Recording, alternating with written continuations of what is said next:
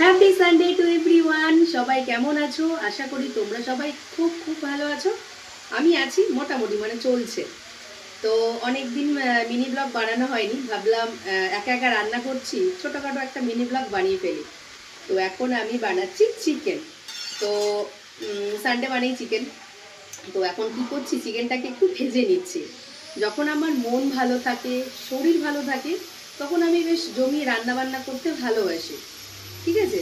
আর যখন আমার মন ভালো থাকে না, শরীর ভালো থাকে না, তখন আমি একদম চিকেনটাকে ভালো করে ধুই।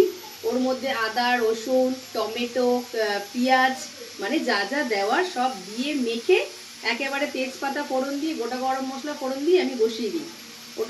ওটা হলো আমার মন খারাপ যখন হয় তখনই চিকেন। কিন্তু বাট যখন আমার মন ভালো থাকে তখন আমি চিকেনটাকে ভেজে নিই, ভেজে নিয়ে তুলে রাখি, তারপর তেল দিই, তারপর ওর মধ্যে পেঁয়াজ, আদা রসুন, গোটা গরম মশলা, তেজপাতা ভালো করে একটু তেলে নেড়ে মিক্সিতে পেস্ট করি, করে যে পেস্ট মানে একদম কি বলবো বাটারের মতনই পেস্টটাকে বানিয়ে ফেলি, সেটা দিয়ে চিকেন বানাই, খেতে ফাটাফাটি হয়।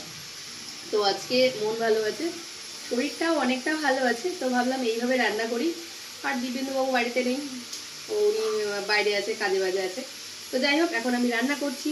অনেকদিন ভাবলাম তোমাদের সাথে কথা হয়নি, তাই ছোট্ট করে একটু কথা বলে গেলাম।